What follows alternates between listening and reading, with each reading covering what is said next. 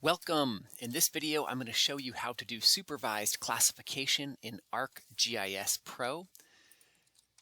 We're going to jump right into this project here that we've been building up. What we have here is a map or an image of the Crown Point State Historical Site in New York. We have done a couple of things to get ready for supervised classification.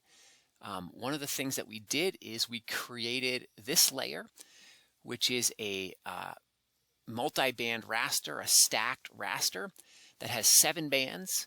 It has 4 that are band ratios, then an NDVI, NDWI, and a canopy height. So we have 7 bands ready to be classified here. Another thing we have here is this principal component analysis multi-band raster that was PCA was performed on this stack. And so this principal component analysis output is a 7-band raster where each band is one of the principal component outputs. And then finally, we have this shapefile, which is called CP training. This is importantly a shapefile in which each feature is tracing one of the desired user classes. So either tracing water, tracing trees, scrub brush, and so on. And so we're going to see in a second that we're going to use this shapefile to create a schema and create training data for our classification. So that's what we have.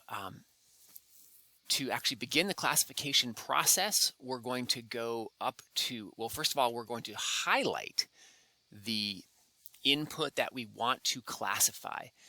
And why don't we start out with our principal component output? We're going to try this a couple different ways, but we'll start out trying to classify our principal component outputs. We'll use the classification wizard up here. And very importantly, because we had this highlighted, this is now the image that we're going to be performing the classification on. That's very important not to miss that step. Otherwise, you'll classify the wrong image. So this opens up a classification wizard dialog over here. We're going to use supervised classification, okay, as opposed to unsupervised. We're going to use pixel-based classification. We're going to treat the pixels independently. We're not going to group them as objects. For our classification schema, we're going to use the drop down and choose generate from training samples. This is going to then prompt us to pick the shapefile that we just made, which is called CP training 2. All right, so we're going to add that in there. We're going to now specify an output location. I've been using my output folder.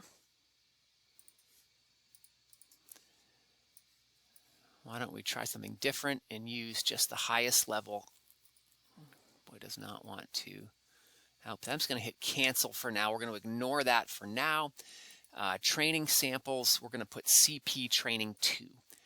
All right, so we're going to hit next. And what it should be doing is basically generating our schema. And I'll pause. This may take a second. Oh no, here it is. It's already come right up. So the schema is basically showing the user classes that we're trying to classify. We got water, rock, grass, forest, scrub, road, and wetland. And then down here, it's showing the specific kind of features that are contributing pixels into this training data. So we don't want to make any modifications here.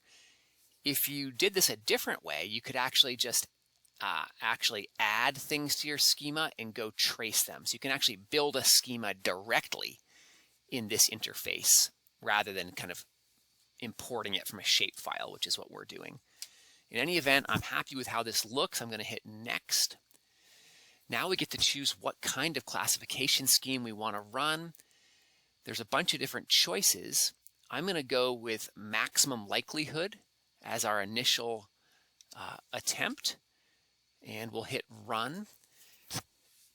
And I'm going to pause while this runs. It may take a second, and we may run into issues interacting with the network drive. Okay, actually that finished pretty quickly, and it brought up this temporary preview of the classified image. So importantly, this is not a permanent image. It is simply a preview, and the schema are overlaid on it still.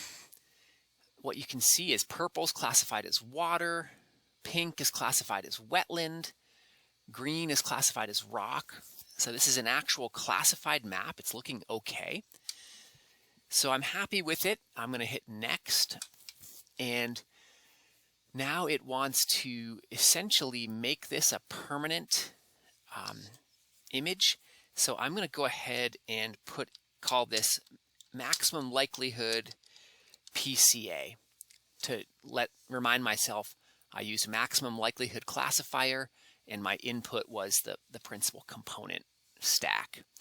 So we'll hit run, and now it's actually, I guess, going to do the full classification. I think the preview maybe was like a quick and dirty version, and now it's going to like run the full classification algorithm. So we'll pause and let this finish. Okay, so that did take a while, and it has now output the final classified image. Note it looks essentially identical to the preview, so I'm not totally sure what the difference is or why it does it twice, but in any event, this is the one we're now using, ML_PCA. So let's go ahead to the next step. And this step would allow us to merge classes, but I'm not going to do this. We're just going to keep going. If we were doing unsupervised classification, this would be a much more important step. And here is a similar option where we can actually remap pixels, and this is pretty cool. So I'll show you how this works very briefly. So let's find a place where we think there's been a bad misclassification. One place this commonly happens is with road, which should be showing up in this kind of peachy color.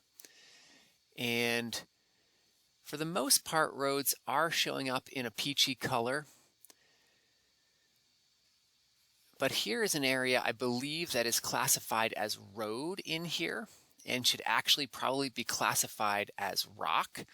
And let's just run with that as an example. So let's say I want to actually manually reclassify these bit of pixels as rock. What I would do is actually just come over here, reclassify with a region, current class any, and then new class is going to be rock. And this is really cool. So I can just literally go in and highlight the polygon that I want to change. And again, you really want to be zoomed in, being very careful how you pick your pixels. And basically every pixel inside of this polygon, I'm going to be able to manually change. So whatever it was in the old class doesn't matter. We're going to assign it into rock. And we're going to call this, give it a different name, MLPCA edited.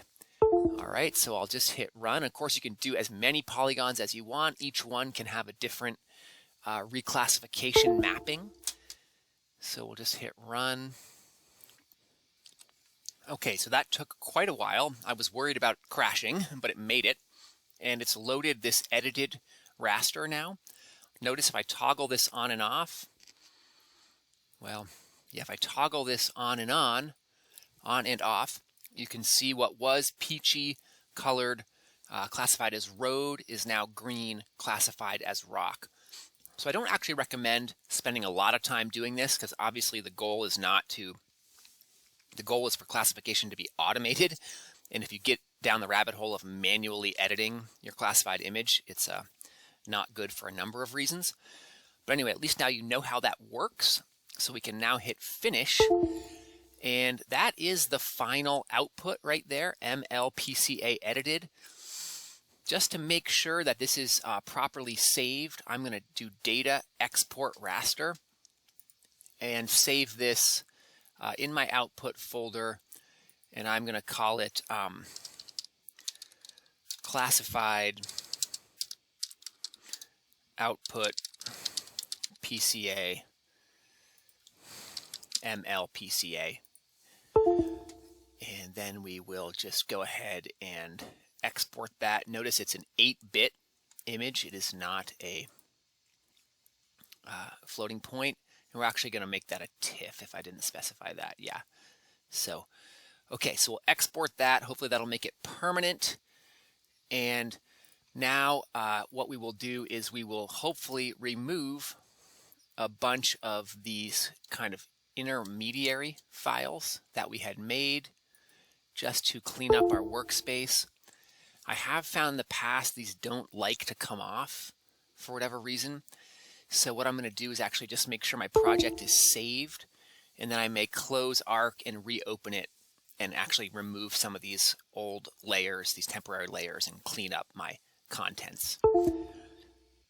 And of course now the game is repeating this classification process with different inputs, different classifiers to see the best classified image that you can create. Thanks.